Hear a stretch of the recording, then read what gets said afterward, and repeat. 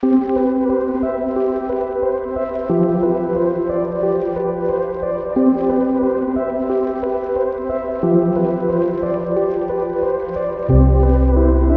Drake Group Education Fund is dedicated to educating the public and professionals in our business with fact-based information, featuring the experts in our profession so that we might all do a better job of helping college athletes realize the promise of an educational degree and becoming all they can be as students and athletes, and the athletic administrators who are managing these programs. So we welcome you to our 45th webinar. I'd like to thank all of our panelists for their time, expertise, and ideas, and to all of you attending. Webinars provide us with the opportunity to share new ideas, recalibrate our thinking on issues, and get up to date on important topics. We are so pleased to have you join us. Before you meet our moderator and panelists, I just want to emphasize our speakers are expressing their own opinions and not the opinions of the organizations in which they are employed or are members, unless they make that distinction in their remarks. Now, I'm honored to introduce the moderator of today's program.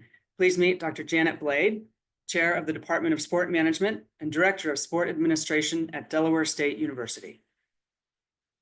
Thank you, Julie.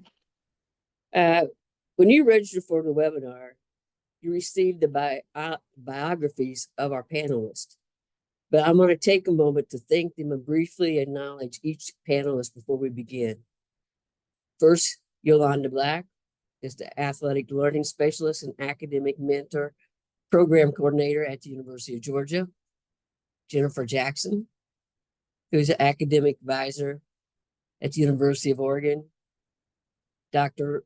Ronald Moses, who is the President of the National Association of Academic and Student Athlete Development Professionals and Executive Senior Associate Athletic Director for Internal Operations and Student Athlete Welfare at Old Dominion University.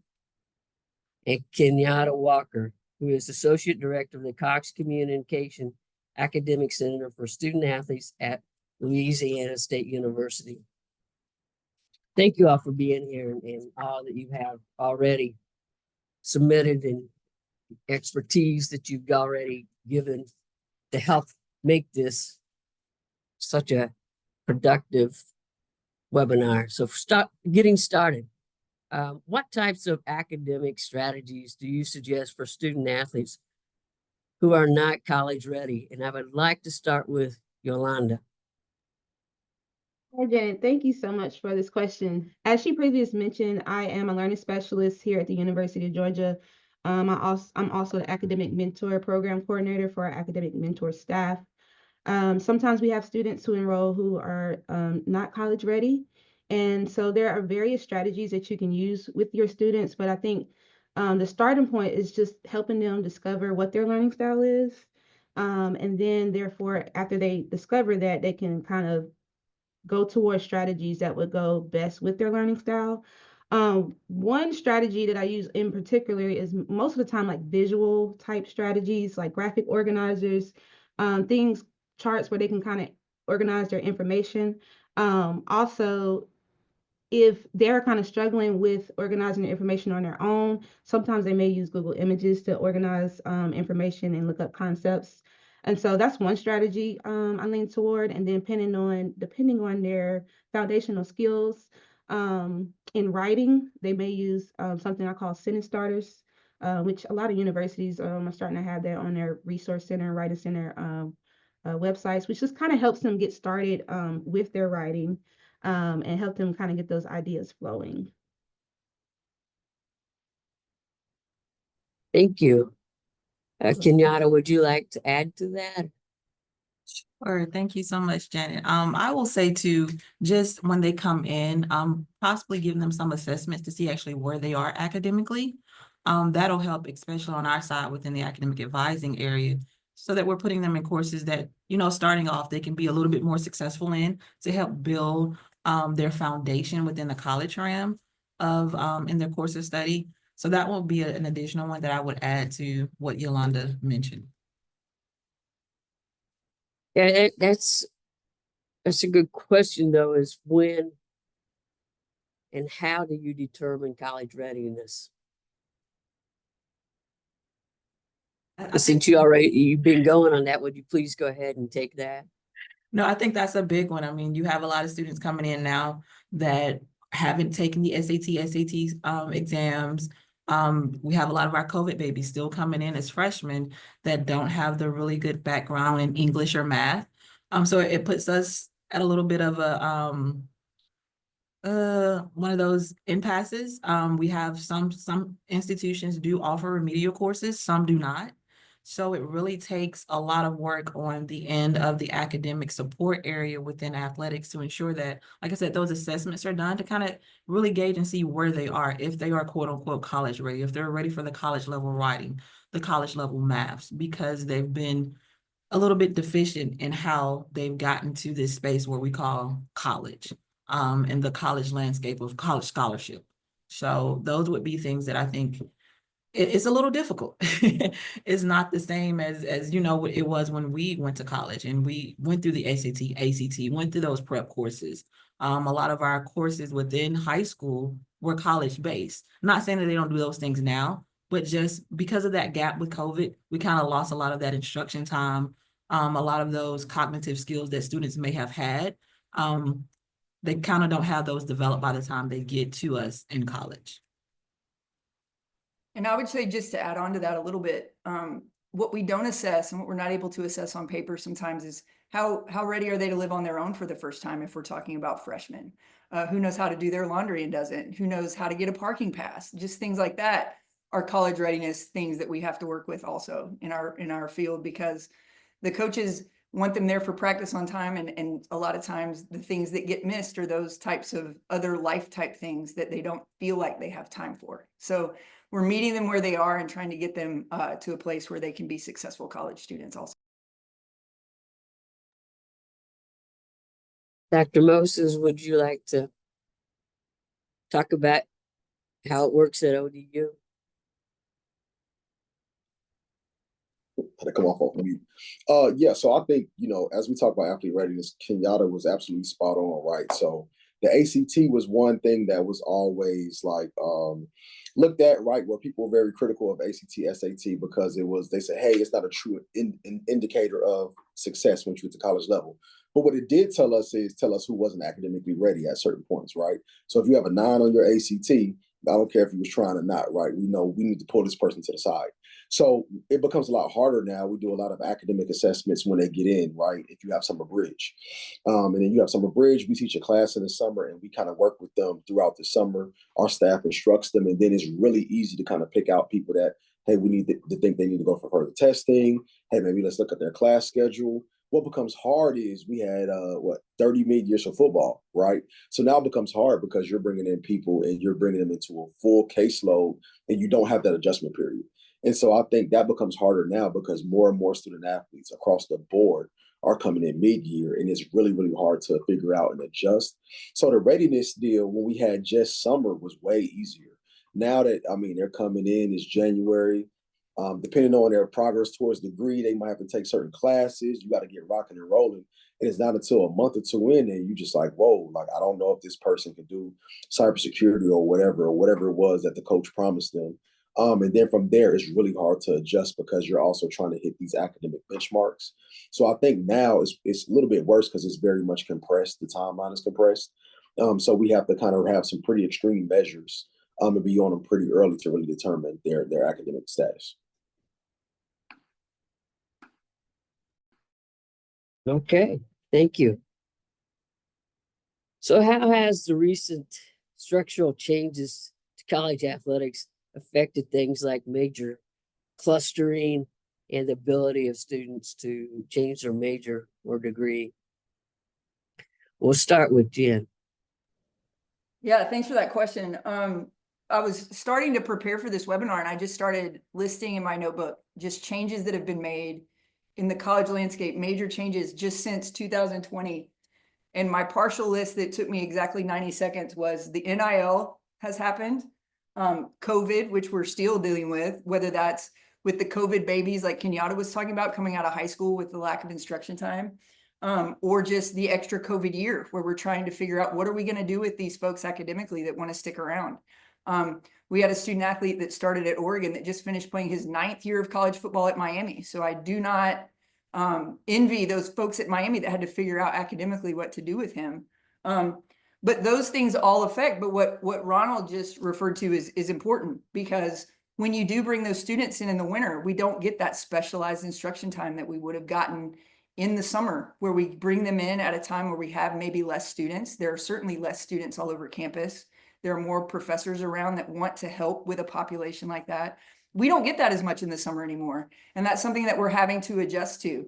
But what I will say, having a legal background, what's been wonderful about being in the educational space is that educators, by and large, are nimble, they are resourceful, they can stretch a dollar, and they can make things work. So I guess the positive thing that I find in all of this, and the optimism, is just that as these things change so rapidly, that the folks that are in this field are ready and willing to kind of make those changes, you know, make some adjustments, and then meet these people where they are and get them graduated. But it does affect things like major clustering. So let me ask you, so when you make that statement about the education being flexible, do you see departments changing their majors, their curriculums, I meant? I was referring to the educational professionals that are nimble, but yes, I mean, I do think that we're seeing some colleges that are willing to make exceptions. I think that one of the things is the transfer portal becomes more and more prevalent. We end up with just as many transfers as newcomers as we do freshmen, is we're utilizing a lot of syllabus, evaluation to see if certain things transfer in or not. But the bottom line is, if you come in and we're on your third school in 3 years, you are going to be limited to majors. And if you transfer from a liberal arts college to an engineering school or vice versa, then your options are limited. And there's not a whole lot we can do to combat that. But it is something that we have to adjust to and kind of be honest about as we move forward, and how we're going to keep these folks able to graduate, and in some cases able to graduate in degrees that are meaningful to them. And I think that's something we need to address.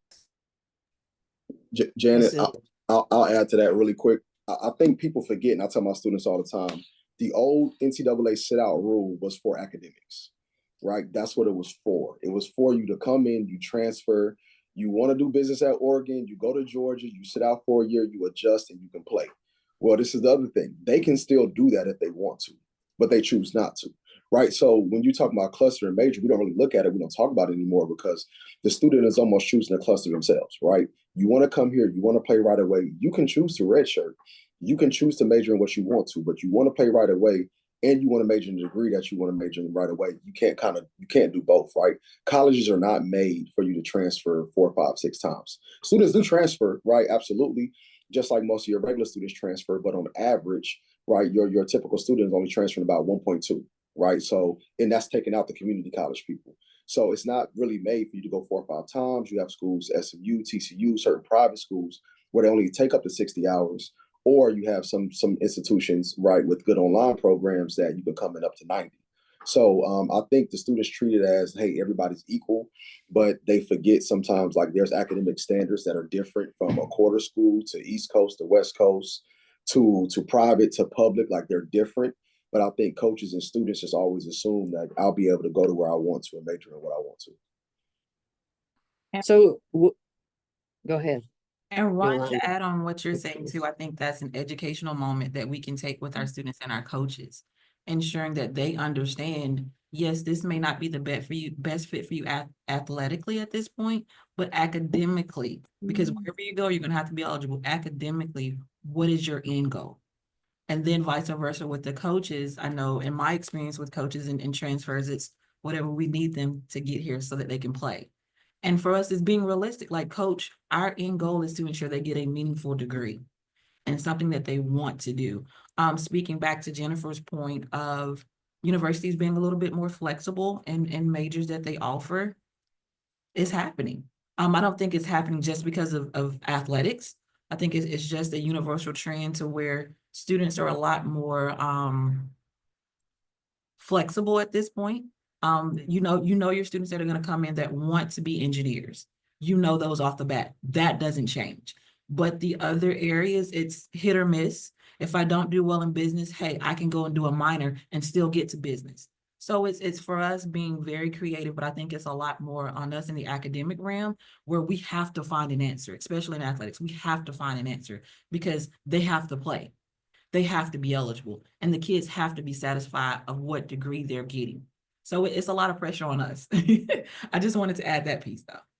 Yeah, I agree too. Oh, go ahead, JJ. You go, Yolanda.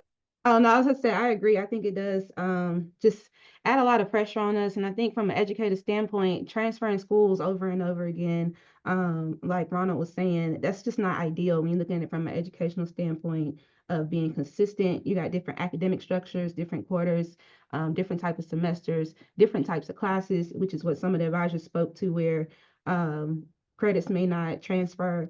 And so I feel like from an educational standpoint, it's almost like diminishing the quality of education.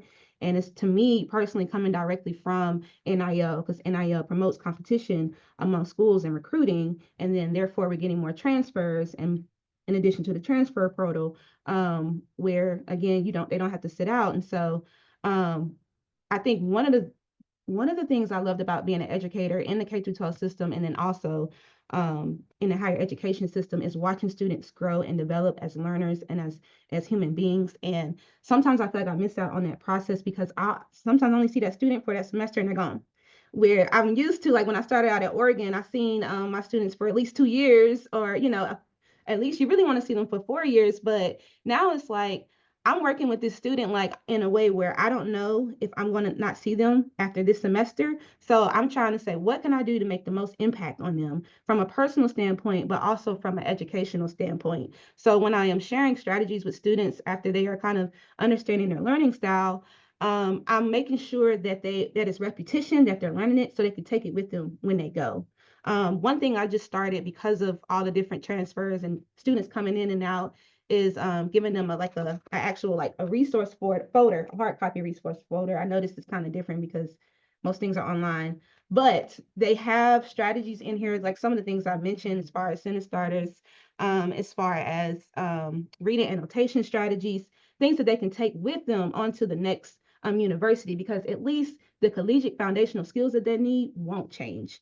So I try to approach it now like that versus thinking that I got a year with them or 2 years with them. But like I said, I think it's kind of diminishing the quality of education as a whole. Well, and I'm not advocating to change this at all, but as these transfer portal rules fall away where they don't have to sit out, and as they're able to do all of these NIL things, the one thing that has remained consistent in terms of a way to limit your ability to play is the academic benchmarks that they have to meet. And so what Kenyatta said is very apt. We are told that these are the answers that we have to find, and that's not a bad thing. It's just what it is. It's the reality that we're living with. And so what Yolanda's talking about is very valuable. I've changed the way that I advise my early students, the ones that are younger, that come straight out of high school, because I want them to have the option, as many options, if they choose to transfer. So we stay with, basic classes that should transfer anywhere. And I think that's a strategy that a bunch of us are going to, as we realize that, like Yolanda said, we may not get them but for a semester, a quarter, a year in some cases. And as we shrink down these transfer portal windows, it's just going to be more important that we advise or help these students with an eye towards the fact that we may not get to see the finish line with them, but that we want them to reach that at some point somewhere else.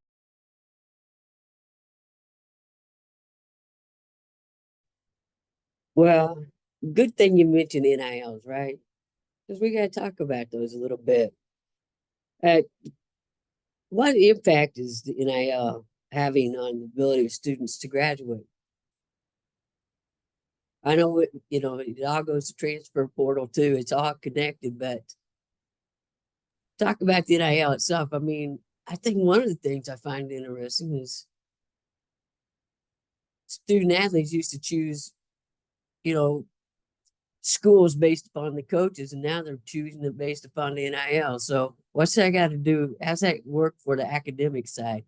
Dr. Moses. Yeah.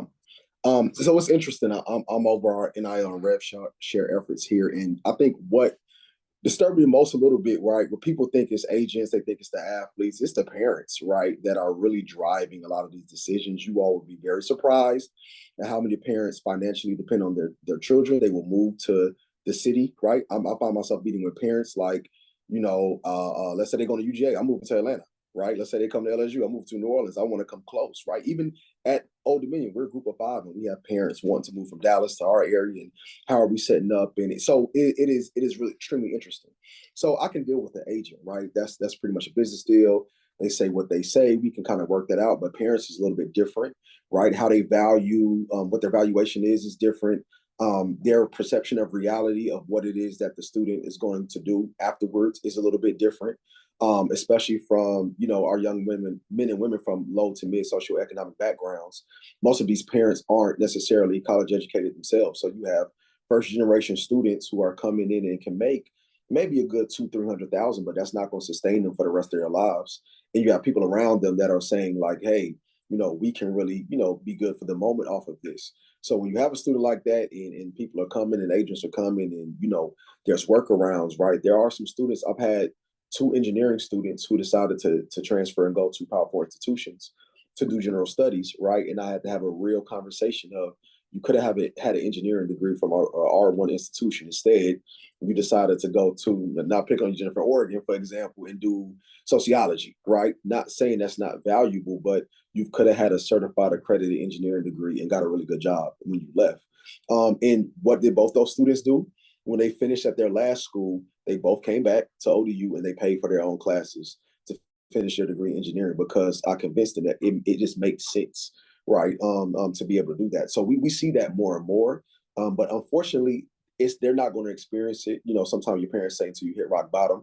They don't experience it. That light doesn't turn on for a lot of them until it's over with, right? So when you're done playing at Georgia, Oregon, LSU, and you realize you're not the king of the world, and now you want to come back and you want to get the help. And so we really try to put a lot of money and scholarship opportunities pretty robust into our post grad or post eligibility area, because that's where we have the most impact. When you're done trying to go to the NFL, when you're done trying to go overseas, we really can make a lot of impact. And I personally believe that's the stories that we aren't telling enough, is the people that are finished, right? What's happening to this guy at Oregon that was a really good player 5 years ago that came back and finished, and we set them up with a really good job. And I think that's what players have to start looking at a little bit more. Who's going to take care of me post-career? Because this 300,000 I make, it may only last for 4 to 5 years, if that. I feel like I can speak a lot to NIL. I see the effects of what students go through on a daily basis. One thing that stood out to, as you were talking, Ronald, when we talk about students from low socioeconomic status and backgrounds, is I feel like some students feel this pressure from parents and family that they need to, pay the bills, pay rent, do a lot of like very difficult decisions and take a lot of responsibility they typically wouldn't take if they didn't have this amount of money. And I see that weighing in on their mental health, which also impacts their academics. And so sometimes when students are talking about things that they're going through, that's one of the pieces. And it's distracting them from doing their work. It's distracting them from being the best in their sport. Also, specifically on a daily basis, too, time management is something that is affected when it comes to NIL deals, because depending on the deal they take, they may have to go do an autograph signing or shoot a commercial, or the possibility is endless. And so that's taking up time on their weekends or during the week when they already are split between practice, treatments, going to their tutor sessions, going to study hall, going to classes.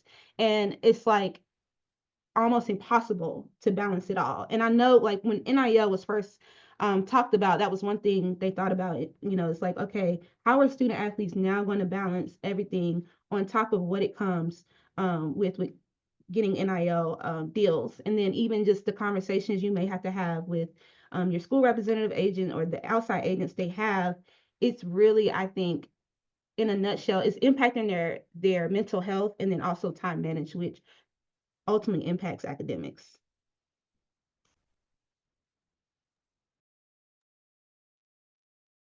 Well, Kenyatta wanted to No, add to that. they're spot on, literally spot on. And it is a lot, because then we're going back to the original question of, looking with students who come in that are not college ready, but then you throw the money at them, and then they have other issues, other things that are coming with them as a package. And honestly, we're stuck in the middle, trying to help them navigate it all. And it's just things being thrown at them. You're a great player, but like Moses was saying, what happens after the fact? What happens after you go pro? What happens after you get injured? And it's that long-term thinking. And like both of Moses and Yolanda said, a lot of students have those pressures from their families. Like, we got to go get this money. Not thinking about, okay, I got to get this money, but I got to pay taxes on this money. If I don't pay taxes on this money, that's another issue. And and they literally come to academics to say, can y'all help me with this bill? Oh, I don't know. but it's real. And I don't think our students are and were prepared for this NIL space on top of everything else that they're having to deal with. They were not and still are not prepared.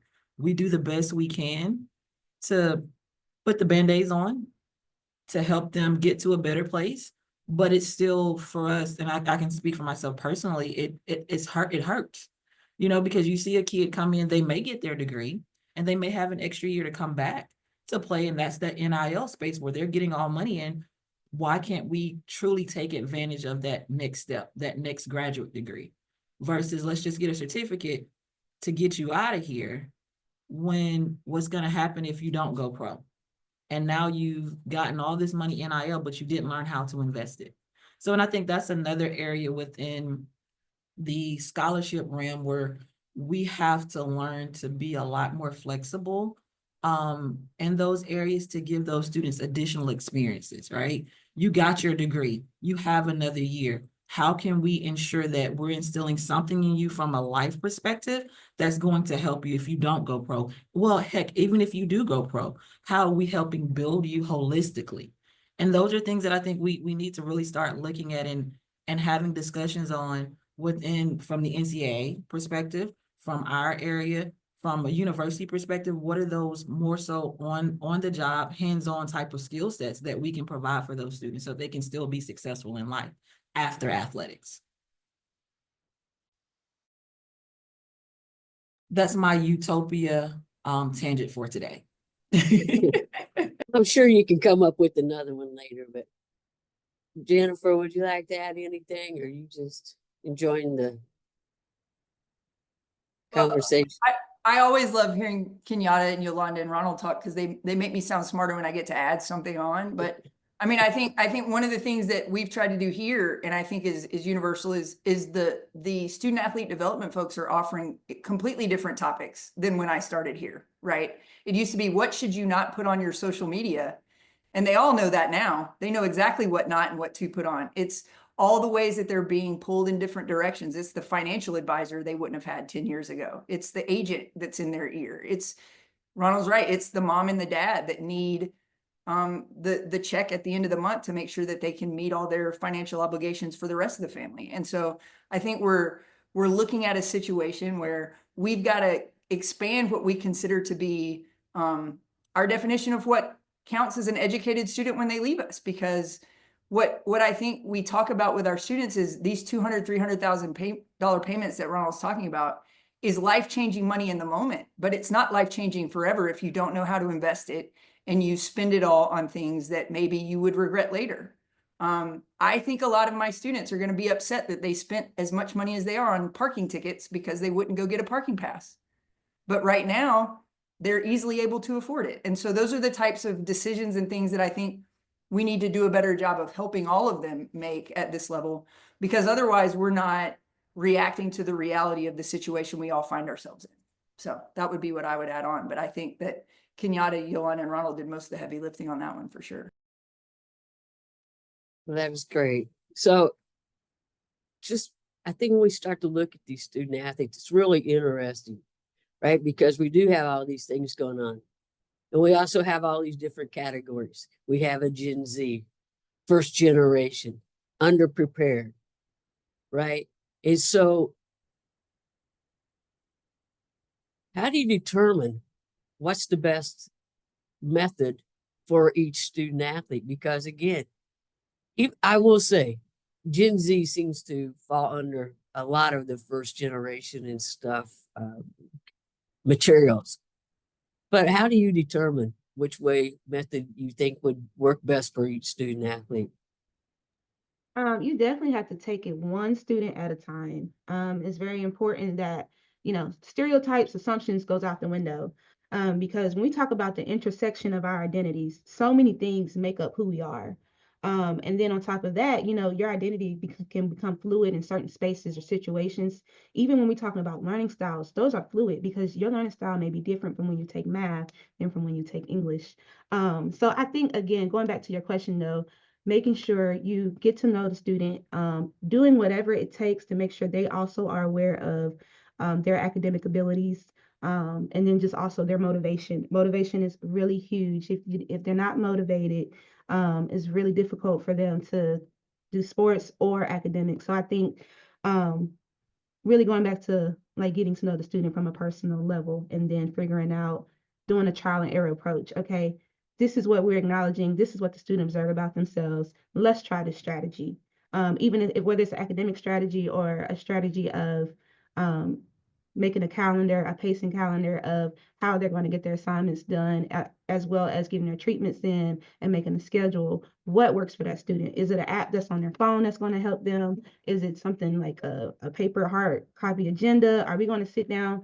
And I had some students like this. Are we going to sit down and plan out your week on a piece of paper each week? So to make sure that you do everything, go to class, NIL, all of those different things. But it's a trial and error approach. And the thing is, a strategy may work for a little while. And since they're humans, it's going to change because life changes, situation changes. They're also growing and evolving as human beings. So again, I definitely think you will have to look at it from an individual standpoint of the student versus looking at it from a whole of this student belongs to Gen Z and these are these characteristics, or this student is first generation, which is important to know about those characteristics. But everyone has a form of intersectionality within them. Thank you. And I also Dr. Mose, go ahead, Jen.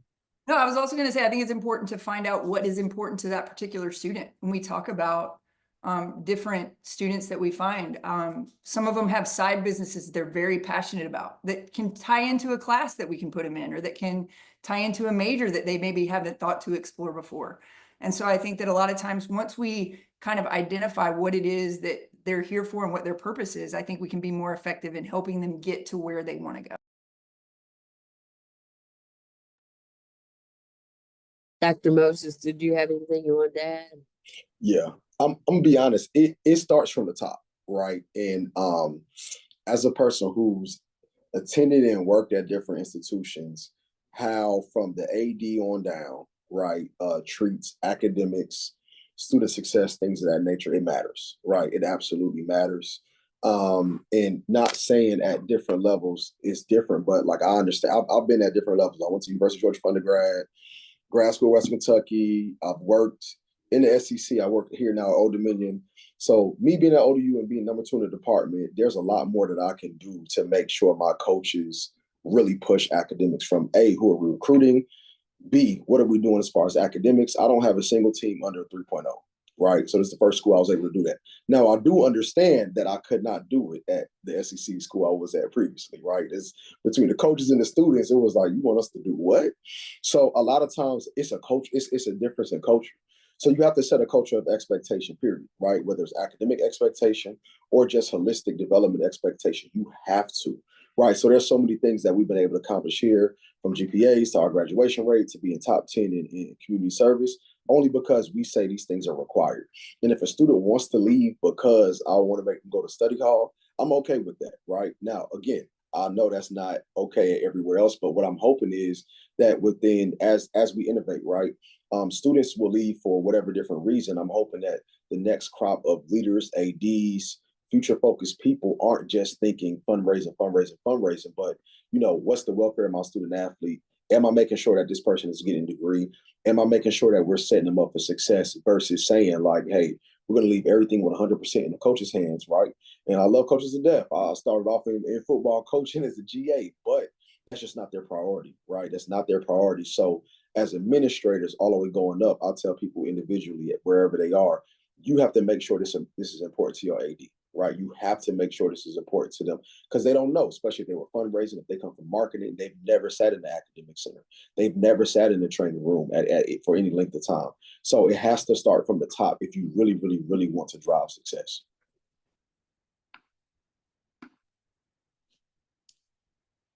Well, that's a good point. So that goes back to at the very beginning, right? Part of this is who's responsible. And it is a good point. And we know the impact that coaches have on our student athletes. Are they losing that impact? Is it more important for our student athletes now as the NIL and transfer portal are the coaches losing the influence? It's more about what they can get, the student athletes can get out of it versus loyalty or anything. Kenyatta? Yeah, I haven't heard from you lately. Would you like to take that? Oh man, that's a good question. I will say it's 50-50. And I will say the reason why I say that is because coaches still have to go in the kids' homes and literally sell it to the parents that I'm gonna take care of your young daughter, your young son. And that's that part that's regardless of the money, that's still gonna be there. All right. But I think it's 50-50 for me right now. I will say that some students nowadays are more loyal to the money because of their outside influences, and some are loyal to the relationships. How can I get developed to go to that next phase in my life? But I really think it's just the approach that the coaches give. I know for me, for example, when students come on recruiting visits, I'm talking about academics. I could care less about the NIL. I'm talking about how we're going to help develop you, how we're going to give you the skill sets that you need and the resources you need to be successful academically. And I think if we stay true to what our roles are, the outside noise with the NIL is going to always be there. But we're here to ensure that they get what they need to do to get their degrees and to develop some skill sets that they didn't have prior to coming in. So yeah, that's my spiel. That's my answer to that one. And I think Kenyatta's right. The recruiting pitch that we give has changed a lot, but for me, the facts are still the same, right? So my pitch, much like Kenyatta's, is how can we develop you? Because if you develop critical thinking skills, if you take the time to learn to be a good communicator, a good writer, you're developing value, whether that's as an endorser or whether it's just being able to keep somebody's hand out of your pocket that's a bad actor now that you've got the money that you've dreamed about making for all this time. And so I do think that, like, when you ask if coaches have as much impact as they used to, I just think there's more pieces to the pie. And as you start splitting up those factors that go into would I stay, would I go when it comes to transferring, which school should I pick in the first place, I think there's just a lot more factors that are at play. And you can see that, especially in the football space, where they're the newest position that most coaching staffs have is a GM. I was listening to a podcast this morning talking about how Deion Sanders has not taken one off-campus recruiting visit to go recruit, even though he's got the budget to do so. And this is just the changing landscape, and I'm not here to complain about it, but I do think Kenyatta's right. I think the way that we present ourselves in academics has to match up to what the student is interested in and what they want to get out of it. And that hasn't changed. It's just that things are much different in terms of what it is that they expect and what it is that's valuable to them.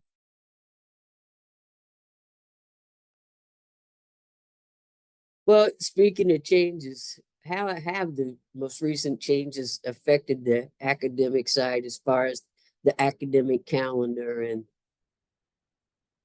again we talked mentioned briefly about the programs, but faculty being more involved or anything. Yolanda. I would say as far as the academic calendar, I haven't seen significant changes yet to our university, but we are like discussing it as a whole. But I think one change that I have observed, well, let me ask this. So you said academic calendar as in like the calendar year?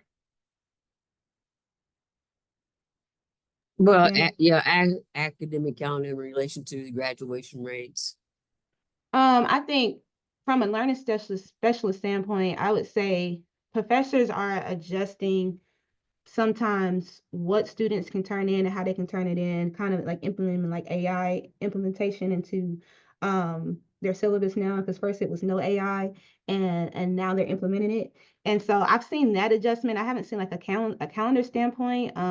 They may be more flexible as far as like missing classes, but I think that's always been a thing when they sending their like travel letter and stuff to miss. But I will say that's one of the changes I've seen with professors is like maybe not always being as lenient, but they're just kind of going with time now as far as like, okay, they're using AI, but let's make sure they use it in a very practical way. Especially like when our student athletes, they might grab and reach toward it. But you can use it in a very ethical way. I did a training yesterday with my academic mentor part-time staff, and one of my mentors contributed to the discussion, and she was saying, an academic mentor, that when their students are having like, a difficult day, and they're trying to figure out how they're going to like implement treatment and practice and tutoring sessions, they'll actually like go on their phone and speak in the chat GPT and say, okay, how can I fit all of this into one day? And it'll make a schedule for them. And same thing with like the schoolwork and stuff too. So because they're so strained, they're going to try to find shortcuts. And so I've seen, and this is just in general, not just student athletes, but I've seen professors changing that piece because of just the generation of students and just trying to find a quicker way to do their work. But there's ethical ways, like getting AI to help you do an outline or to have ideas. But as far as the calendar, I haven't seen any significant changes to like the year calendar. I don't know if anyone else has. I guess maybe I should be a little bit clear. I mean, there's a variety of ways we could change the calendar, such as changing courses to 8 weeks. Mm. And that way, so when their season's done, right? If they're choosing to leave it when their season's done, at least they have some of their classes in. We've been able to do that, Janet. It's compressed now, right? As you talk about calendars compressed, especially when everything first started. I think the biggest piece of compression is just doing transfer evals in general, right? So what is this person taking when we get this person here? And then we've also really highly utilized, not just from a athletic standpoint, but as we were doing it, we were growing with our university and saying like, hey, this can be beneficial for you all. Like we're on the same street as the largest Navy base in the world, right? So maybe we should do more 8-week classes, right? Because athletes, sailors, soldiers, things of that nature, it's extremely similar. So we started to do more core focal classes within 8 weeks. But really, as far as calendar wise, I was just at AFCA where coaches voted on like, hey, we want the transfer portal window to be here. So what we see now, Janet, is there's a push and pull with every facet of the calendar from a compliance standpoint, from an admission standpoint. And now, okay, you want the calendar to be, January 2nd to January 10th. Well, Georgia starts on January 6th, right? And then some schools don't start until after Martin Luther King Day. So there's a lot of push and pull and prodding of, what's the right time also to bring people in. How fast can you evaluate them? When can you get them on a calendar? And I think it took a while for campus to really understand. Also, in addition to that, a lot of schools have started to change their policies, right? I've seen schools create majors where they can take up to 90 hours, right? Degree completion majors. I've seen several schools. Somebody mentioned Deion Sanders, for him to come there, Colorado ease some of the restrictions, transfer restrictions in 1 degree in particular for students to be able to transfer in, because Colorado is a really, really good institution. It was really restrictive to be able to get into some of those institutions. So you're starting to see some institutions really change some of those rules. I believe Kentucky passed a law where I think it's Kentucky, Western Kentucky's, so forth. Therefore, a certain major can take up to 90. So we're starting to see calendars. We're starting to see restrictions. We're starting to see things that change a little bit. But I don't think they're all bad, right? Because as we're looking at degree completers, I'm in the area with a lot of military. They've been to a few different schools. They want to be degree completers. There's nothing wrong with some institutions may say like, hey, we'll take your credits in and we'll create something. For the most part, we've left those to your online institutions and certain places where it's not the worst thing in the world to create flexibility in course schedules, as in 8 weeks, as in completing your degree. I don't ever think it's anything bad in flexibility. So I think it's kind of forced the provost and campus and professors to look at additional ways to have maximum value and impact. And just to add on, Ron, I mean, for some institutions that are in certain conferences, college football playoffs, like that really played a big deal in when graduation was for this past fall, changing those things around, even looking at the withdrawal dates. when students can withdraw from classes. Those have been, you know, those conversations have been had because at the end of the day, we're trying to make sure that our student athletes in particular are eligible, right? So what gives us the best advantage that the general student population can also take advantage of? Moses mentioned about the condensed sessions. So like for my institution currently, we have 5-week sessions within the summer. Some kids may not be able to get into that first session, but they can get into that last session to where they're completing high school, but they can still get within the bridge program so that we can kind of bridge some of those gaps before they come in.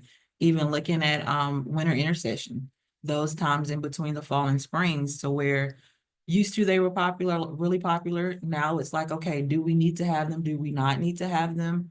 Those conversations are happening. And I do agree with Moses, like, not to say that it's bad, but it gives us more options, right? Not just for our student athletes, but for the general student population. And we need to, like I mentioned earlier, find ways to be more creative. And we're not just set at, hey, this is the calendar date, this is when you can get it done, but how can we still maximize on the quality of education that they're getting within these condensed sessions?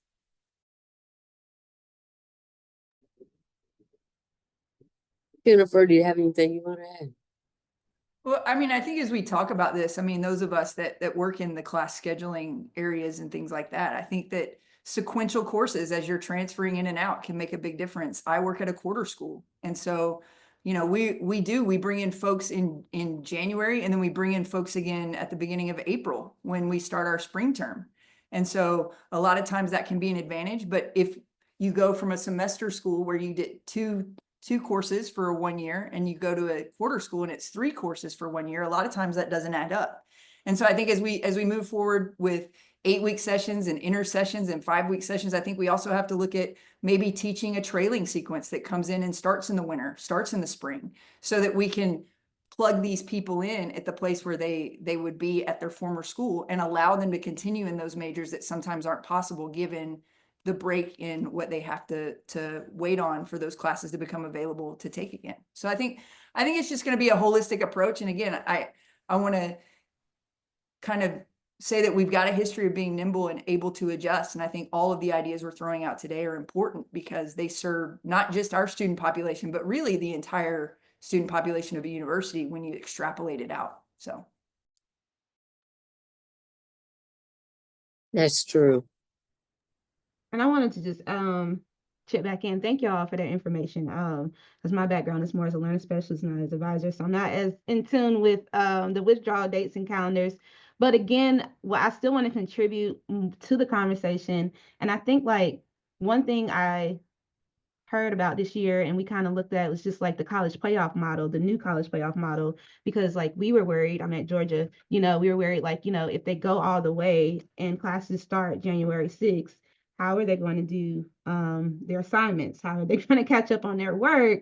And I realized, other semester schools and schools like who have started early were also, in that same boat, and it makes it difficult. And then that pushes back if those students who did make it to the national championship want to transfer, then get into the portal, then they're starting school 3 or 4 weeks late, and that makes it difficult because they're trying to catch up on work that they haven't did yet, and then also do their current work. So I feel like the college football playoff model, I think, will kind of have those conversations going with certain schools and conferences of getting the schools to change the start date of classes. So that's my contribution from a learning specialist standpoint. Yeah, so none of you guys serve on the calendar committee for your institutions? Not yet. Well, your time's coming. All right, so we have a couple questions I'd like to go to real quick. First and foremost, are there any barriers to academic program testing for ADHD and other learning disabilities or reading, writing, or math deficiencies? And is this a standard operation procedure for incoming athletes? It depends on the school and the conference. I've been at multiple schools. Sometimes they automatically test students, and then sometimes it's just like they have to kind of demonstrate, like whether it's their grade or just like if they have collegiate foundational skills, maybe the learning specialist is observing them. But I think answering that question, I think the main barrier is just the cultural barrier, how the tests are, who is giving the test, what type of questions they are. It kind of goes back to ACT and SE testing, where we have students who felt like they didn't test well when they're like testing to get accommodations because they wasn't comfortable in the testing. So I think, again, who's administrating the test? Is the environment feeling inclusive? Are they feeling like they can be comfortable and welcome? Are they feeling validated for some of the answers they're saying? I feel like the cultural standpoint really does impact testing, and something we should kind of look into. I haven't seen, like, we have a licensed psychiatrist that does testing, but another testing, like informative type test we've done, I did it at Oregon too when I was with JJAC, is just sending out an assessment for students to complete and just to see how they feel about themselves. And I think it takes a lot of time, but if you sit and kind of cross quantitative and qualitative data, you're probably going to get the best support plan for that student. So you're taking, official psychiatrist testing, you're taking informative tests that they took, which is answering questions about their academic ability. You're getting qualitative and quantitative notes from high school. So just not transcripts, but some of that talk when the coaches go in and they're talking to their parents may have, or the teachers, they may have some more qualitative data. So I think putting all of that in kind of helps with the support plan. And it's not going to be perfect, but you still observe that student as they come in. But I definitely think from a cultural standpoint, that's one of the barriers to that testing. That's interesting. I never thought about the type of testing possibly having some discriminatory impact. So just out of curiosity though, how many of your student athletes actually come in already with the 504s, or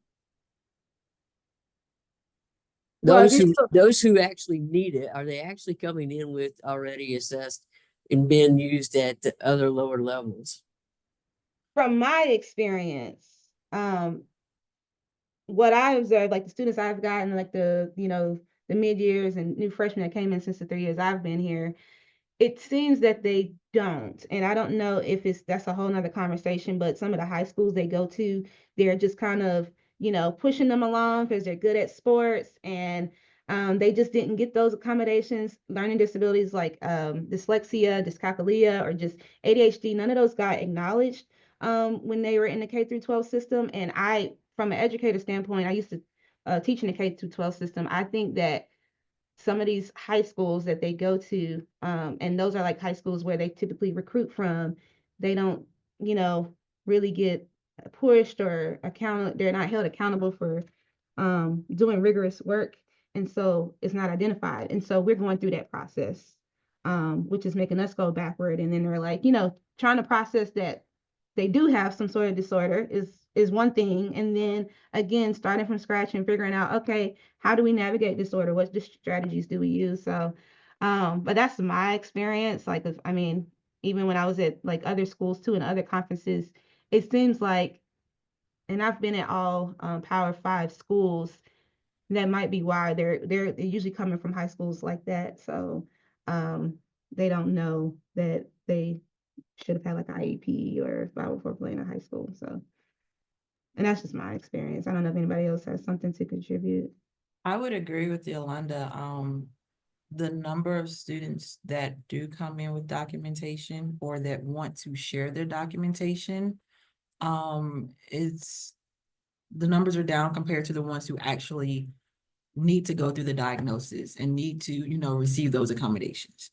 A lot of times it goes and it results back to what we kind of talked about earlier, like families not wanting their students to be labeled because they fear that that's going to hamper them in their athletic trajectory up. So yes, but a lot more of them do need to go through the testing to receive the resources than I have seen in years now.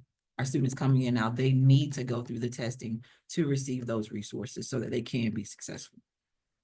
And One I thing- think, I'm Go ahead. sorry, go ahead, Kenyatta. I didn't mean to cut you off at all. No, go ahead. But I think one thing that we're seeing is we're sitting in a weird spot with the COVID stuff too. They haven't been observed in high school for the number of years that they would have been. I think that depending on the cost that it takes, I think it's very expensive if you're going to bring in 100% of your freshmen and test them for things like ADHD and dyscalculia and all the other learning differences that could be out there. And I think what Yolanda pinpointed originally is right. You have to pull from as many sources of information as you can get to get the fullest picture that you can get, because we may be seeing a learning difference. We may be able to work with our partners on campus to get them some accommodations. We may be able to do some different things. And then depending on the high school, Yolanda's right, we may get a ton of documentation and all sorts of 504s and IEPs and all sorts of instruction. And sometimes we get none. And so again, it's about meeting the student where they are and coming up with a plan that's going to help them be as successful as they can. And I think that, again, the one resource we cannot replace is time. And so a lot of this, and when we talk about coaches, a lot of this is how much time can we get with our students? How much time can we get them in here quality where they're focused and able to bring their best selves as a student so that we can evaluate where we are. And another thing to add too, so what we do at my current institution for all of our new students that come in, we do what we call a learning profile. So we basically understand how they learn, how they, their cognitive levels and all of that. And that's really good information that we share with the coaches, because a lot of times student athletes who don't do well in the classroom, they're missing something within their sport as well. So being able to share that information with the coaches, so they again know how to coach them differently. And going back to what Yolanda's saying, being able to get that data from all different points to make sure that we're providing them again with the best resources. And I think that's something that has really helped us out here. And I've seen the changes in our student athletes who they're able to go through those learning profiles, and we're able to share that information, but also help them in the classroom. But they're also a lot of times they're a lot more successful in their sport because now their coaches understand how they learn, what type of learners they are. So then they will change the way they coach them and share information with them. Dr. Moses, would you like to add anything? Yeah, I think it depends on when people ask. We ask during the recruiting process now. Most public school districts, they can get tested for free, right? Either very cheap or free. So if I see somebody on my admissions report where there's a little bit of a lower GPA, we kind of start to ask those questions, right? Where is he from? Background, school district, things of that nature. And then as we connect with those counselors to create an admissions plan, then we ask, right? Has this person been tested? What is the academic motivation level, right? Is it an ability issue? Or is it a motivation issue? And so we try to kind of check for those. But it does, Kenyatta was spot on. It really, really, really does manifest in performance. And so I actually had a student that came in. He was really good about it. He knew that he needed help. We got him tested. He had a few different things that we were able to work through. And then he did really well for us in this offseason. He transferred. And he came to me before he transferred. And he was like, will you call my new coach and tell them, right? Like, because that's how he learned. That's how he really learned. And so we were able to talk to the new coach as he was going through his process and telling him he actually chose a school that he felt like would work with him best. He got a degree from us, graduated with a 3.1, but he really wanted to make sure wherever he went, that coach would work with him. And he was able to go to this next school. He went to a Power 4 institution and had a really good season. But I think when he first got there, he was frustrated a little bit because he was like, I can't get it. And so once we kind of have that correlation, we're able to use some peer mentoring where those students really learn, like, this is important for us. And actually, when I was at University of Missouri, that was the best school as far as students in our ELP, it was our enhanced learning program. We had students that wanted to get into the program because you had the other ones that were talking so well about how they work with their learning specialists, how much they enjoyed it. So we really try to make it from a peer standpoint where they say, man, like, no, you're not stupid, right? You're going to get extra time. You're going to get this. You're going to really figure out how to learn. You're going to figure out how to study your playbook. So a lot of times with them, it's a correlation thing. You know, I talk a lot about culture and subculture, right? It has to be the culture of your team. If half your team say I'm gonna skip study hall, the other half is gonna skip study hall. But if your team says, let me go in here and knock this out, and we got 3 O's and we get rewarded for it, and this is important for the field, then the people that aren't used to that, they're going to eventually do that as well. So that's kind of what we look at it for our testing. But on the flip side to what Yolanda was saying, I have had students just slap walk out of testing, right? And Uber back from the testing facility right back to us because they felt dumb right? Because of some remedial words that they had to read and they realized they couldn't read it or get over that. And that's, again, that's a culturalization, that's a family thing. But I feel like that's few and far in between if we can really explain to them the benefits ahead of time, right? So I try to explain the benefits. Hey, you might be able to do X, X, X, and X. And then they really understand that and we're able to kind of get them tested. And the last barrier and the reason is price, right? I think Jennifer said price. You have to find a provider that will really work with you. I mean, on the high side, we're talking 2,000 plus, right? So if you don't find a really good provider that can work with you on this particular area, it becomes really hard or really prohibitive to get testing. And you really have to structure who exactly you want to get tested versus saying, like, let's just give it to everybody in mass because it's not cheap at all.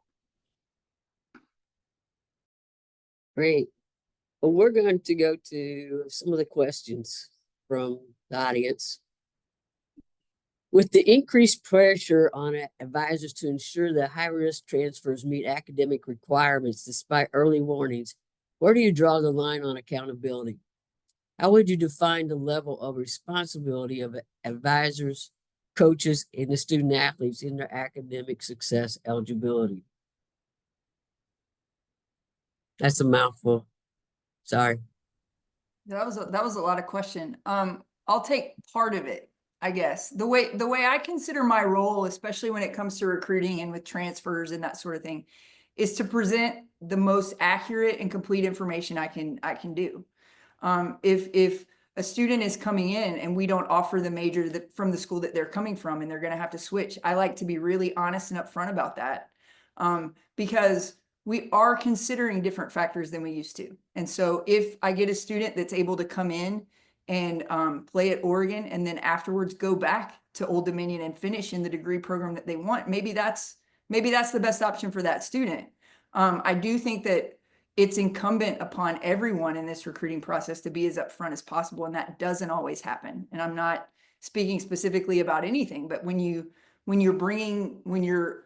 competing with different schools for a specific recruit, a lot of times it's tempting to tell them that they can do something academically that they can't. And I think that it's incumbent upon us as the academic professionals to be the adult in the room sometimes and say, hey, we don't offer engineering here. So if you want to do that, you need to go somewhere else. But what we do have is a top-notch program, and we can set you up with mentors and make your experience doing these other things that will allow you to come back and finish in a degree that you want or to pursue other options. But I do think that the responsibility is shared, and what I consider my role to be is someone that can come in and just provide accurate information and show them all the options. And sometimes we get creative to make our school look better than another, but at the end of the day, we have to provide accurate information so they can make the best decision. And I think when we do that, sometimes they stay for 2 years instead of one, or one semester, or whatever it is. I think they appreciate that. So I think that's important. Anybody else before we move to the next one? Okay. Thanks for the answer, Jen. What platforms do you all utilize for learning profiles, assessments, etc., to identify these challenges and strengths?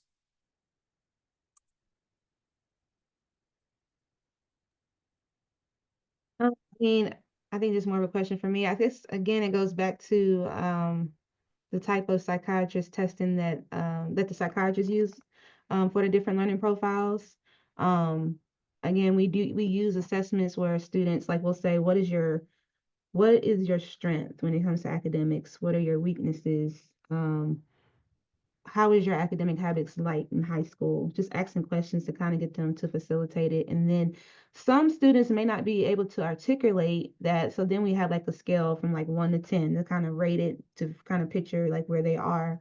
And then that's mainly what we do. And then I think beyond that is just, again, when they're coming in, they're like first semester, we're observing them and kind of keeping documentation, to see how well they are doing with their collegiate foundational skills. And as soon as they start on one assignment, you can already tell.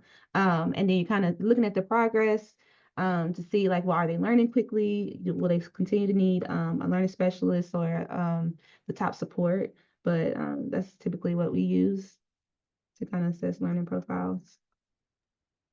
And I can add a little bit, what we currently use is the RAT, just to kind of look at their reading and spelling and sentence comprehension. We'll use the LASI and the VARC for those areas of like their strengths and weaknesses. And then we also use what we call the KT for the math. So that's what we currently use here. And that's kind of like their initial assessment that we use when they come in that will help us determine like, hey, okay, do these students need to go on to full battery testing with our third party partner.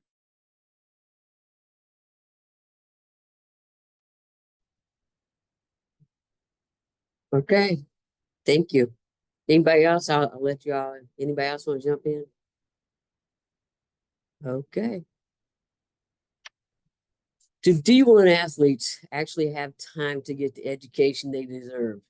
The time demands, regular plus voluntary workouts, meetings exceed 40 hours per week and may extend over all 12 months. Have time demands increased over the decades, and will payments provide impetus to demand more time to athletics? Dr. Moses. Yeah, I think time is time, right? We all have the same number of hours. You know, they're regulated by the NCAA to stay within a certain amount, right? Whether some schools do it or not really is kind of on the institution. But I think it's not necessarily the time demands, but it's reframing, right? Reframing the hours. What are we spending our hours on, right? So at least where I'm at, we're very strict as far as our practice schedules, with compliance and things of that nature, and what they have and what's outside of it and what's considered enrichment. But a lot of times it's really reframing, right? So the thing about when we talk about education and learning, you know, you have your traditional students on campus, they want to be an engineering student. They may work a job, they might do a GA shit, but they kind of have time to go to tutoring and they got time to spend a little bit more time on their academic efforts. What I always remind people, right? Let's say we take football, for example. If a football player comes in and they are overweight, they got them boys running before and after practice, right? They have to do extra. If somebody comes in they're underweight, they got them eating peanut butter and jelly sandwich, they got to go and do extra lifting. But what's interesting is education, we don't shift at all, right? We give them the same 4, 6, 8 hours or whatever it is that we want them to do study hall, but we don't shift. We don't really make individualized development plans where we say, and not from the advisor standpoint, from the coaches and academic standpoint of saying, hey, this person reads on X reading level, right? I need to regulate what I'm doing with this person in the film room, outside of here, you know, outside of what they have in the classroom, to make sure we are dedicating additional time and hours to make sure they make up in that area. So I think a lot of it is just reframing the time, because everybody that works up here in academics knows sometimes they give you, you know, you're either competing with the training room to get them early in the morning or the weight room, or you get them at night. So we're not the only people competing for time, right? The strength coaches are competing, the training room, they need to go see the trainers, right? We're competing for those times. So they have really compressed time. And it's really figuring out how do we kind of look at their entire schedule and say that this block of time is for this block of time is for that. And that's not always make them, again, I don't like my students to study super late at night, right? Plenty of studies showing brain functionality it diminishes after 7, 8 o'clock. Yet you have some study halls running until 10, right? Just because coaches don't want to stay later and they want to practice in the morning or things of that nature. So a lot of time is really reframing time. Our team practice between football, I'm using football, for example, between 12 and 4, right? So they can go to early morning classes, they can do early morning study hall, or because we have a lot of commuter students, they can go to an evening class or they can have evening study hall. But that block there for most of my teams provides that maximum flexibility for the students to choose about how they want to set up their day. And we really work with them and the coaching staff to kind of set up their day appropriately. Well, there was a lot of facial expressions from you all during that. And Kenyatta, I think you won that one. Would you like to add anything? I know Yolanda would like to add something. Go ahead, Yolanda. Okay, so Cal, you can go if you want to. I was just, that first question, do D1 athletes actually have time to get the education they deserve? No. I feel like as an educator coming in this field, I'm like, it almost seems like education, like they kind of took it and dismantled it, like the process of education. So when I'm thinking about education, I'm thinking about the process of curiosity, exploration, discovery. And so I feel like all of that just kind of goes by the wayside when they're just trying to study just to pass, just to be eligible. They don't have the time to really explore and really gonna go deep into the subject of their classes. And granted, like, they may not always be interested in some of their core classes they have to take, but they don't have the time to get interested, right? If they're writing like one of my students, they're writing a paper in a history class, and the professor gave them like broad topics they could use to narrow down to a specific topic. Well, if a regular student had that time, they could really take out the time to research and to look and to figure out, okay, what do I really want to choose? What is my interest? How much articles is out there on this particular topic, according to my online library? But I feel like that process is almost like, it's almost, I don't want to say it's like gone completely, but I feel like it's just not, it's rare to see it nowadays, I feel, with student athletes, because their time is divided with so many different things.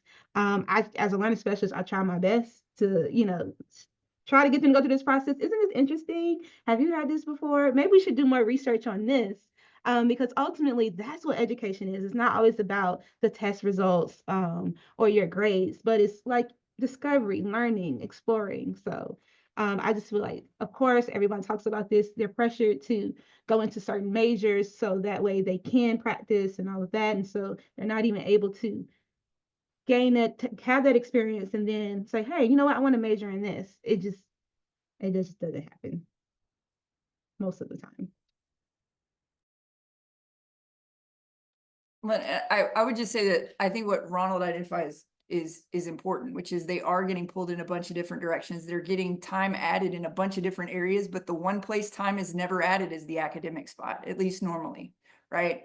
But what I can say is that I've observed from Yolanda's office specifically, they come in, they're not interested in anything, they go in there and Yolanda can make them interested. So the ability to capture the imagination is still there. The ability to have these students plug in and get excited about something. And we talk about grades. I mean, one of the proudest grades we had a couple terms ago was a guy that took a really high level religion class and got a C in it, but man, did he work for that C, and man, did he get excited about it, right? And so those are the wins that we talk about, and those are still out there to get, but we've got to be really efficient with our time, and we've got to make it relevant to them in order to get that. And I'm not sure that the weight coach has to make it relevant to them more than just to say, here's what your workout is. And so again, it's a challenge, it's the reality, but it's a place that I think we have a lot of room for growth. We just have to be really realistic about where we sit. All right. Kenyatta, I won't put you on the spot because you're shaking your head. I know you agree. What is the nature of the relationship between academic affairs and athletics today? Is there more collaboration? That's a good one. It has to be. There has to be. I implore this to everybody. You cannot sit over in whatever athletic academic center or wherever you are and be in a silo. You cannot. You cannot. You have to be across campus. We've been able to do so many phenomenal things by working with departments. I'll give you a couple quick examples. I had a history professor, actually, he had got his PhD at Georgia. He came, he was really interested in football, and he said, hey, we don't have a lot of football. Hey, history majors are a lot of guys who like to take our courses. They find it boring. He completely reframed and had some new teachers. We've done it in English. We've done it in math. So the funny thing is, like, we always create these honor courses, right? And somebody said that we don't necessarily do remedial, but there are teachers in a lot of these basic general areas that they want people to take their classes. They want people to enjoy their classes. And I think the academy, especially academic affairs professors in general, are changing, right? Because they're starting to realize, Janet, you know this from academic affairs. If you are a math teacher or you are a history teacher, you are primarily only teaching people that's taking it for a core elective. You're not teaching a lot of majors anymore, right? People in the majors are going to business, or sports management is a new, big, really trending one, especially at my university. So those teachers are starting to evolve. I guarantee you, if you go to those departments, if you start talking to them early, they will be extremely excited to pilot, like, hey, I want to do an English class. Like, I thought about it because I saw a Taylor Swift English class. And I was like, what if we had a sports-related English 1101, right, with something they really wanted to study? And it's a popular class, and it's not just for the athletes, it's for the entire campus. We have 500, 600 sport management majors who want to take it as well. So I think it's huge, right? You have to be at faculty senate. Representation there is important. People are missing classes. Why are they missing classes? What do you want to see in our policies, right, in order to work with you all? You have to work with the provost. And also, my number one thing with athletics is don't go over to campus crying and always asking for something. I'm asking, hey, can I get a favor? Can I get a favor? You have to give back to, right? So figuring out on campus, what are they paying points? Is it admissions? We structure our admitted students day around our spring game for football so we can put it all in one. Is it my managers and GA's managers? We do a program now where any managers, anybody working in the athletic department, we offer them advising. They can eat in our dining hall. They can get our resources as well. So my president is more adept to say, well, you know what? Outside of student athletes, Ron's department is also supporting 150 to 200 regular students in general, not just athletes. So figuring out where can we really get in there. Admissions needed a bunch of golf carts the other day. Football, y'all know this season, y'all gonna give admissions y'all golf carts so they can host students around. So I always say that to say it's so much easier asking for things on campus, working with faculty. If you are there, you're at their meeting, you're in the trenches, because not every school, we have enrollment cliff coming. We have VPs. A lot of people are really scared about what may or may not happen to their institutions. Same thing with some faculty. So I guarantee people all the time, I've been able to do some phenomenal things here just by being present and involved on campus. It really has been amazing what you can get accomplished when you really ask, and when you really do for them, right? You'll see people kind of loosen up a lot more. That's good. I would like to just put in right here that one of the things you might want to discuss when you're talking sport management and history is how could you combine them? How can they collaborate? I mean, because faculty are always looking for chances to collaborate across campus, and that would be an awesome way. We're an HBCU. So we have here, one of our history is African American experience from 1865, to present. And I've talked to them a zillion times, let me in the classroom, let's get this all, let's work together on this. It's so exciting because, especially with Black history in sport, is just not everything's known. We only know so much, but anyway, I'm just throwing that out there to think, when you go to them, talk about collaboration. Does anybody else want to talk? Do y'all have an athletic academic committee? Right? Are you guys anybody part of that? Yeah, we have ours is called the UAAC, it's the University Athletic Advisory Council. We have one representative from every college, appointed by their dean. So one representative from every college, appointed by the dean, signed off by the president, appointee from the provost office, and an appointee from academic affairs. And so we sit there, we give them updates on what we're working on, what we're talking about. They bring feedback from faculty, right? What are faculty seeing in what areas? Some faculty may say, hey, I have GA ships, which we can really help our students out with. That's been a really good part for us. We have graduate assistantships. We're starting a new PhD program. We're starting new concentrations. We're able to take that back to our students. For example, we have a one-year master's in maritime and supply chain management. Norfolk's the busiest port on the East Coast. It goes into the business school. It's only 1 year. Well, somebody wants to get their MBA, I'll show them this program, right? And all of a sudden, now I'm finishing people within a year in a really good program, right? Even if it's just not maritime, it still has a supply chain management aspect. Same thing in cybersecurity. You have a 1 year cybersecurity master's. These are the things that I'm learning as I'm working with UAAC about our new offerings. And certain programs are starting to be flexible. Actually, Janet, our sport management program masters decided to cut down to about a year to take advantage of a lot of the transfers that we would have coming in that were interested in their sport management master's program. So we're able to have really good dialogue and really good work in that particular area with the UAAC. It's a really good council. I mean, we hold each other accountable, and that's what we appreciate with them is that they bring us good feedback, whether we want to hear it or not from faculty.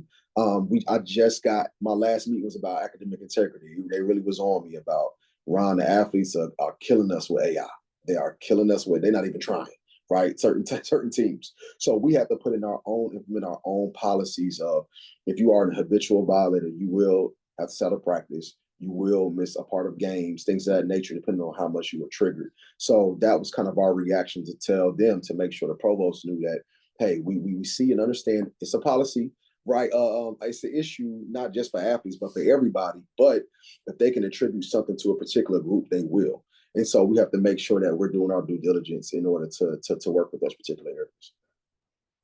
Yeah, athletics is really an easy place to point it out. And AI is a problem. I mean, it is a great resource. And I think faculty have to understand it and be able to use it as a resource and teach the students how to. But that's my opinion. And anybody else want to chime in on Well, I think athletics when and you're talking about, academics?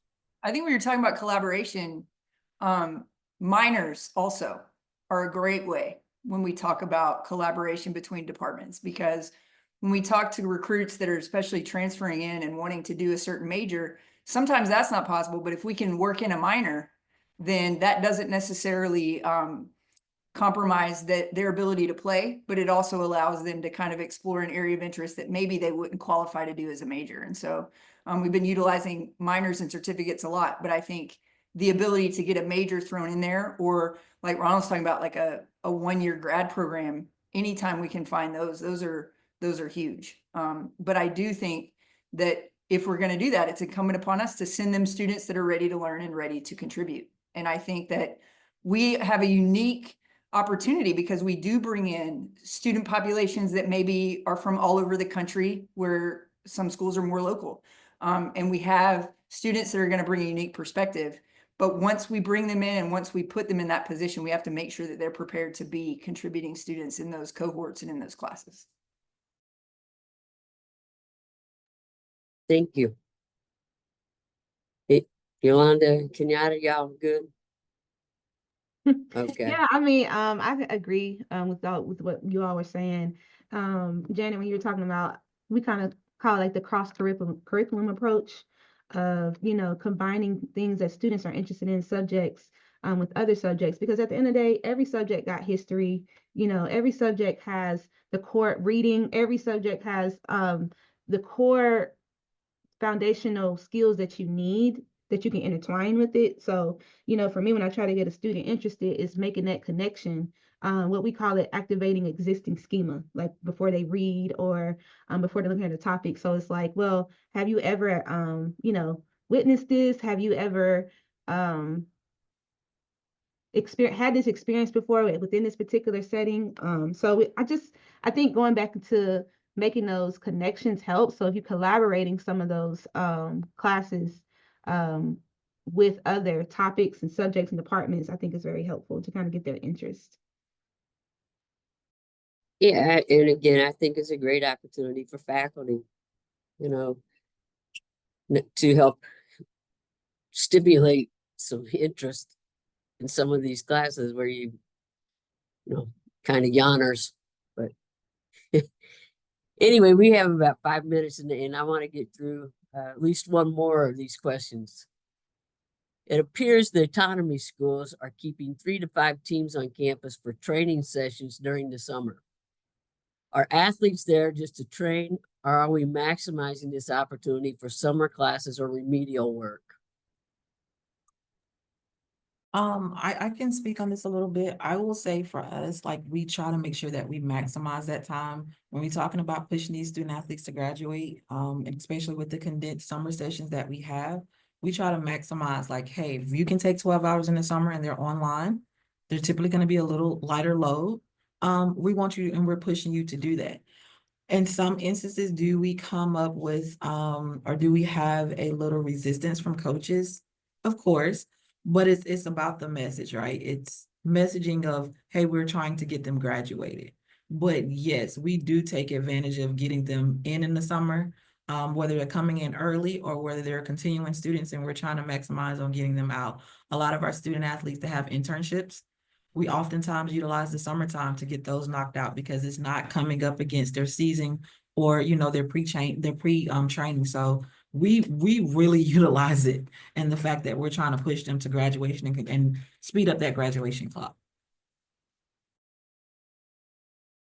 I totally agree. I think as more and more students are looking to utilize their ability to, especially with the COVID year, take advantage of that extra year, do those things. I think the way to get a student graduated early is to really get aggressive in the summer.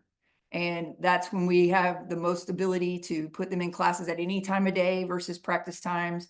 Our strength coaches here are very flexible in the summer, where they don't typically have that option during the school year. And so we really try to get aggressive in the summer and take advantage of that opportunity. I think it's a great time to make sure that our students are getting the most out of that summer and leaving with, whether it's a year of foreign language under their belt that we can knock out so that they don't have to take that during the school year or whatever it is. It's a good time to kind of catch up on some things for sure. Yeah, I'll just add, I mean, summers are really important. I think the other thing to think about, especially with this rev share deal, is summer budgets, right? Summer school is not a part of your traditional scholarship. It's fall spring. So anytime people provide summer, it is of massive impact to the athletic department. So I'll be really interested in kind of viewing and seeing, right? We normally do 6 to 9 hours every summer for certain sports if they're going to be there. But, you know, obviously, as we're looking at rev share, we're looking at, you know, certain areas. You know, I'm not gonna lie, that's summer school, right? I'm talking about trying to find rev share. That summer school budget looks really appealing to say, do we cut this 500,000, right?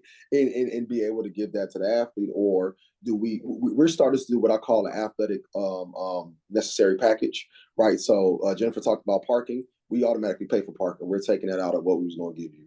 We're gonna give you a laptop. We're gonna make sure you go to the dining hall, because if they say no, don't give me the dining hall, give me the check, they're gonna spend double their money on DoorDash or Uber Eats. So we put that in the package. So we're even looking at now, do you want to go ahead and right? And we'll take out a little bit every month. They never see, they never know. Do you want to go ahead and pay for summer school next summer, right? Depending on what you are.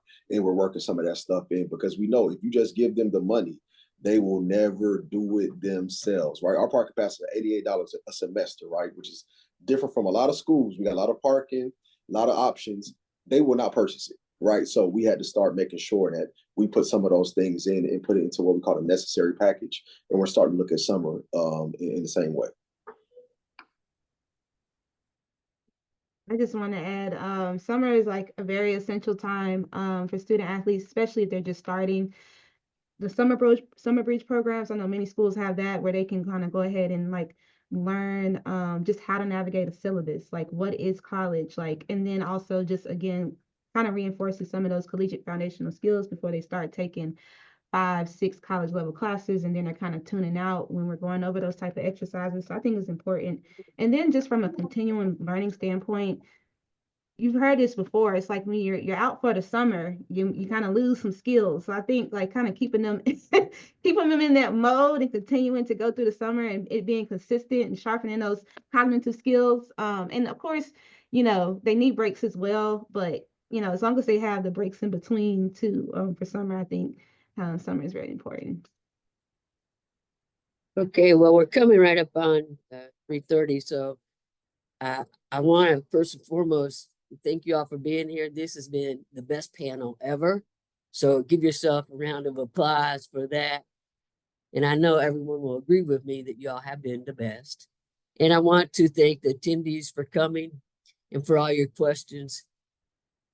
So y'all have a lovely afternoon. Enjoy. Thank you.